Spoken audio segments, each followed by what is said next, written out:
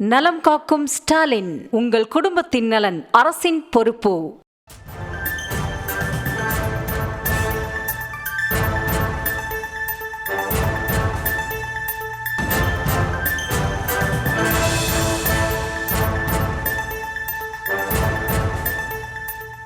தற்போதைய அண்மை செய்தி, ரசானா ஆயில் சுவர் இடிந்து விழுந்து பெண் பலி என்ற அண்மை தகவலை நாம் பார்த்து கொண்டிருக்கிறோம். கடலூர் அருகே இருக்கக்கூடிய ரசாயன தொழிற்சாலையில் சுவர் இடிந்து விழுந்து இளமதி என்ற பெண் பலியாகி இருக்கிறார். அது குறித்தான அண்மை தகவலை நாம் பார்த்து வருகிறோம்.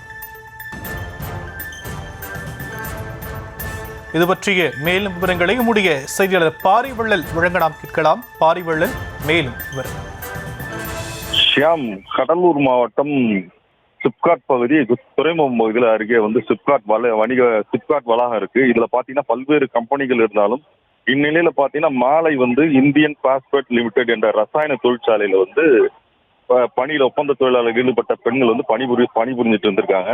அந்த பகுதியில இந்த சல்பேட் என்ற ஒரு இதை ஒரு கிடங்குல கிடங்குல அடைக்கிறாங்க. அதனுடைய தன்மை தாங்க முடியாம அளவு அதிகமாயிடுச்சா என்னன்னு தெரியல. அந்த நிலையில பாத்தீங்கன்னா அருகாமையில் அந்த மதில் சுவர் கீழே விழுந்ததுல சம்பவ இடத்திலே ஒரு பெண் பலியாகிடுறாங்க.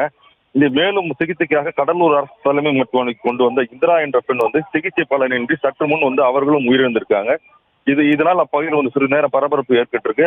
அப்பகுதியில ஒரே பகுதியை சேர்ந்த இரு பெண்கள் உயிரிழந்திருக்கிறதுனால அந்த பகுதி சோகத்தில் ஆழ்ந்திருக்காங்க. இது குறித்து கடலூர் துறைமுக காவல்துறை சம்பவ இடத்திற்கு சென்று தற்சமயம் விசாரணை மேற்கொண்டு வராங்க. விவரங்களுக்கு நன்றி பாரிவள்ளல். நலம் காக்கும் ஸ்டாலின், உங்கள் குடும்பத்தின் நலன் அரசின் பொறுப்பு.